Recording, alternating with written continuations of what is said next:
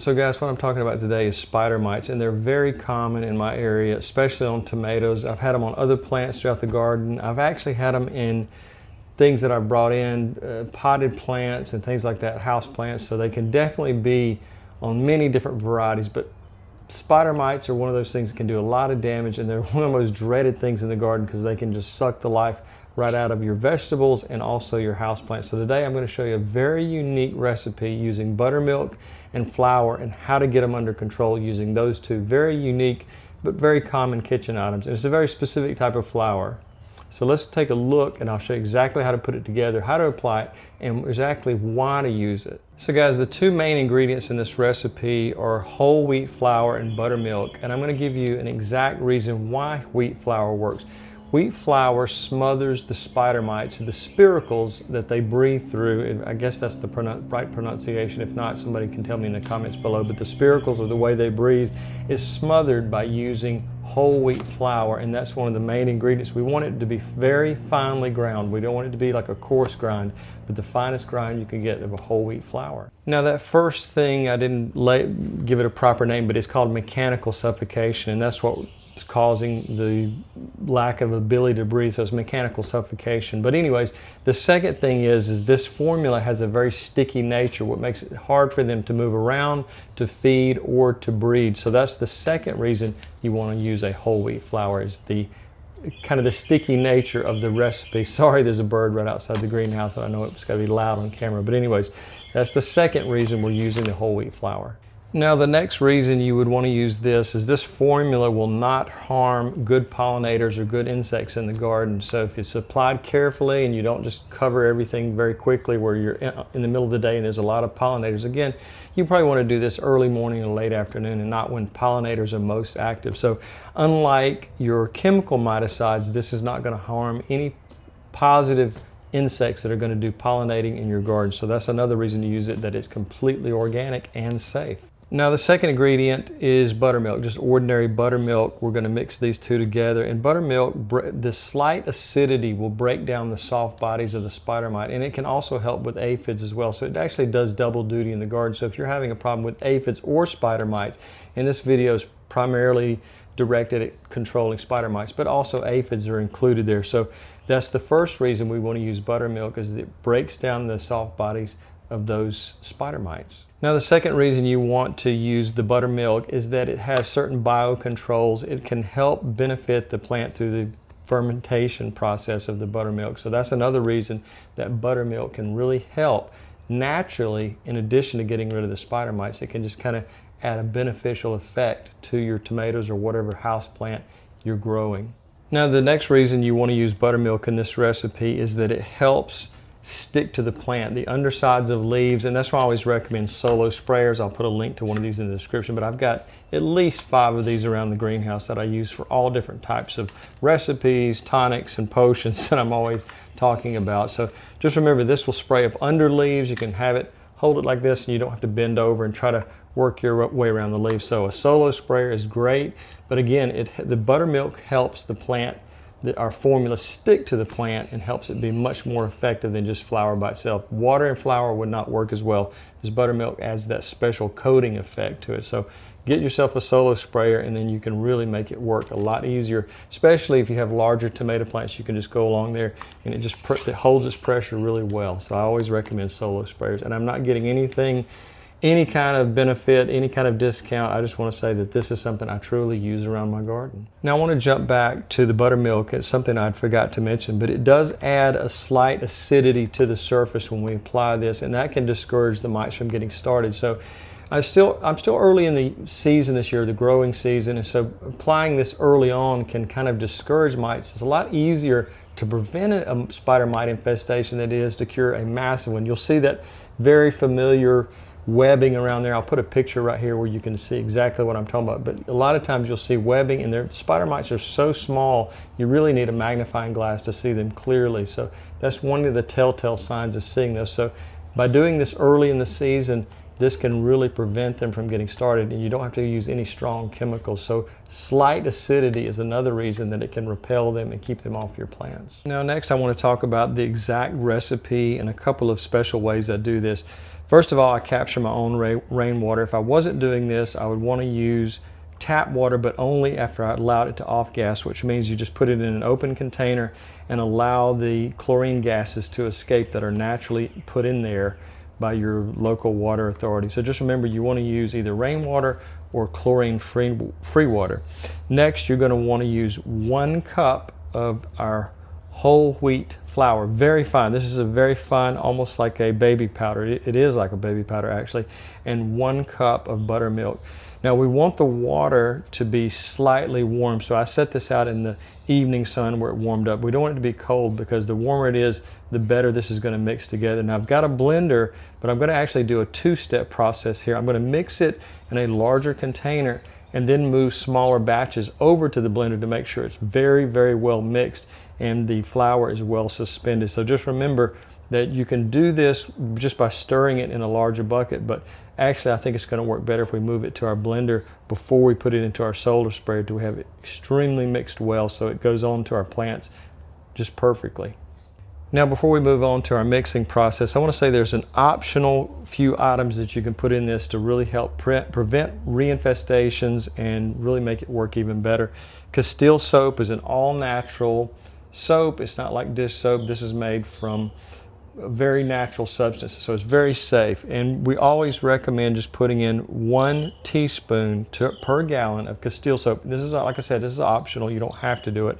Then our neem oil, we do about 5 to 10 drops of neem oil. And then lastly, for any other possible infestations of other insects, I'll often do 1 tablespoon of cayenne pepper. So this kind of is a broad repellent for a lot of different insects that might try to attack our plants, but those will also prevent reinfestation. So this is our main products right here we're using is our flour and buttermilk. We're going to mix those first. Okay, first we're going to take our lukewarm water and fill our bucket, and this bucket we've used for other formulas and things like that, so although it looks pretty dirty, it's just got some residue from previous recipes.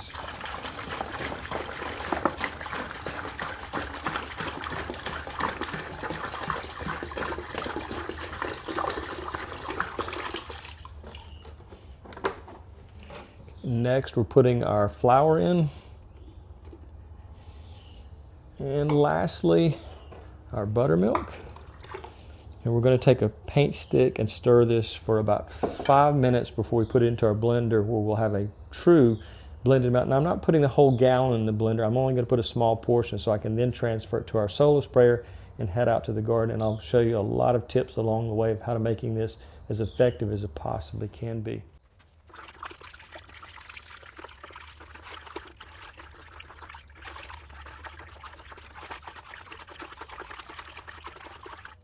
Okay, so I'm really mechanically stirring it with this paint stick as well as possible because I want to break up the clumping effect that the flour does have. But then we're going to move it on to the blender to make sure we have the best blend possible where we won't stop up our sprayer. So just remember that if you don't blend this properly and you have a very fine mist sprayer, it's going to clog up pretty quickly.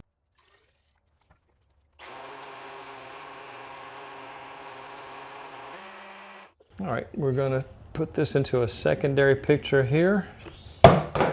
Lost our cap there, but we're just going to carefully pour this in and try not to make a huge mess. And it kind of can have a little bit of a smell. Now, it's well blended now, so it's just almost like a milk base. And so we're going to take our sprayer here. I'm going to go find a funnel so I can pour this without making a huge mess. And then we'll head out to the garden, and I want to give you some tips on exactly the best way to make this work. Now I'm going to play it risky here and try to pour this without a funnel because one isn't readily available, but I'm just going to pour this very slowly into our sprayer, and I don't want to give it time to settle or separate, so that's why I'm going to go ahead and do this before I spend 15 minutes looking for my funnel that I've misplaced somewhere. We're going to fill it, but not all the way to the top, but only about 3/4 of the way up, because we want to be able to shake this as we're spraying, because there is going to be a certain amount of separation. So as we're walking through the garden, just shake it, make sure it's well mixed, because the flour will separate somewhat from the buttermilk. It will have a tendency to settle. So we're going to head out to the greenhouse. One note I want to say about these infestations, if you already have a really bad infestation, then that's when I would recommend the neem oil, the Castile soap, and the cayenne pepper powder. Go ahead and put it in there. So just remember that if you're doing this as a preventative, you're not quite so in need of using that, so you can just use the 2 ingredients. But again, if it's already become a really bad problem, go ahead and add those other 3 ingredients as well. You want to keep your sprayer pressurized because it will put out a fine mist. If you can see that spreading across the ground, that if you keep shaking it and then keep it pressurized, you'll have a lot more luck. And you can also use these solo sprayers from underneath the leaves, and that works great if you do have an infestation. You can just spray beneath, you can spray from above. Now, some of the rules is on applying this, you don't want to do this in the middle of the day. You want to do this early in the morning before the sun comes up too high on the horizon, or late in the evening to avoid any issues with sun scald or anything like that. It's just better to do this early or late. So just remember, that's rule number 1. Now, it's inevitable that almost every year that my tomatoes get some level of spider mites. So this is one of the things that I do every year to keep them under control. One of the things to remember, though, is you want to make sure that there's not a potential rain event going to happen in the next 24 hours after you treat it. If you see your local forecast and it shows there's a good probability of rain in the next 24 hours, wait until you have a solid 24-hour period where you can spray it and allow it to sit on there, because the rain will wash it away quickly if it rains right after you apply it. So you want to make sure that your sprayer is set to a fine mist, not a nozzle. You don't want this happening. If you see this type of spray, you're doing it wrong. You want to have it in a very fine mist. Remember, shaking as you go to make sure that it's well mixed. Another way to do this is you need to make sure that you're spraying not only on the upper part of the leaves, but underneath as well, and actually probably around the soil area. Wherever you see the plant, where let's say the diameter, the drip area is this far out, you want to make sure that you spray the ground area too to prevent any mites from starting down there, because their eggs can be just about anywhere. So just remember, on top of the leaves, under the leaves, on the stems, just make sure you cover everywhere so you can prevent this infestation from happening. Now, so I'm sure the question is going to pop up is, how much should you spray it? You should spray it literally until it's dripping off. You don't want there to be puddling around the base of the plant, but you do want to give it a plenty heavy enough spray to make sure that it's heavily coated and you just see it dripping. Remember, don't forget underneath, ground level, and you just, when you see it dripping off, that's probably going to be good enough, because it's going to leave that sticky, acidic coating to whatever plant you're spraying on. Now, if you already have a severe infestation of this, you might actually consider using a very soft cloth that's been soaked in our formula and just wiping down the leaves, especially if we're talking about a house plant, because that's going to be a lot easier. So just remember that if the infestation is bad enough, you may have to do some of the manual work yourself and not rely so much on your sprayer. So again, as I mentioned, I'm doing this as a preventative right now, just in case there's just the beginning stages of a spider mite infestation. But if you have an active infestation, you're going to want to do this for the first 2 weeks, every 3 to 4 days. And then after that, about once per week, until you are absolutely sure that your spider mite problem is gone. And you can do some close-up examination and look for those telltale webs on the undersides of plants and around the branches of whatever plants you have. Just make sure that you don't see any evidence left of spider mites, or you might want to continue it just for a little bit longer, once per week. Now, as I said, this is a preventative for me. I'm not doing this to cure an active problem that started. So later in the summer, maybe August, I can almost guarantee it will be a problem if I don't do this preventive measure. But after 24 to 48 hours, you can rinse the plant to allow photosynthesis to become full again, because you are kind of coating it with something that might cut back on the photosynthesis, if I can get that out. So just remember, you want to remove that sticky barrier if you're doing this as a preventative. If you're not using this as a preventative, then you definitely need to follow up with that course, what I just mentioned, for the first 2 to 3 weeks. Do that exactly like that, and then once your problem's under control, then you can give the plant a good rinsing, or the rain might do it as well, because in that amount of time, you're probably going to encounter at least one good rain. Now, I'm 99.9% sure one of the main questions I'll get is, how long can you store it? And I always recommend not making huge batches of it. 1 gallon, if that's too much for you, just cut the recipe by half or by 1/4 or whatever, but just depending on how big your garden or how many plants you're going to treat. But if you do store it, it will store up to 3 days in the refrigerator. Now, if a mold starts to develop or there's a foul odor, you just want to throw it out, because you've probably let it store too long, or maybe you didn't get it to the refrigerator soon enough. So again, this is not a long-term storing product. So just make exactly what you need for that particular plant or for the groups of plants you're doing, but you can store it for a limited amount of time under refrigeration. Now you want to inspect the plant after you do this every 5 to 7 days to make sure that the infestation has been taken care of and it's now under control. You can use a magnifying glass. If you don't have one, just use a paper towel and put it directly under the area that was infested and just lightly tap it and see if you have any spider mites on your paper towel or a piece of typing paper. That way you can see if they're still there, they'll be active and on your paper. So you'll need to definitely just start over and do the process again. But you don't have to worry about killing any of your pollinators by using this method. You're only targeting the spider mites. Now, if the infestation is particularly bad, one of the tips I always say is just to remove that limb completely. Don't put it in your compost, but just dispose of it completely in the garbage where it's taken away. You don't want to take a chance on reintroducing this through a compost if you're doing your own compost. So just remember, dispose of the limb, do that inspection, and cut off any limbs that are heavily infested that you haven't been able to get under control. You don't want to totally prune back your plant. If it's all over, just give it a really heavy dose and keep trying that method. Also, if we're talking about house plants, or if they're potted plants like this, you want to isolate them away from other plants. So just kind of keep them away because they can easily spread from plant to plant if they're in close proximity to each other.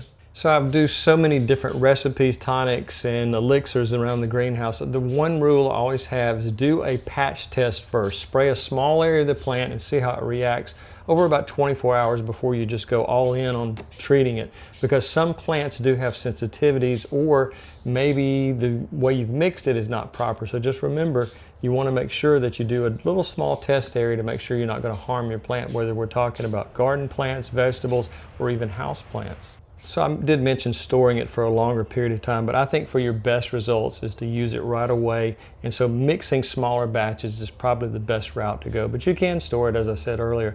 If you have any questions about this video or any previous video, I hope you'll become a public subscriber first, because I always put those to the front of the line when it comes to questions.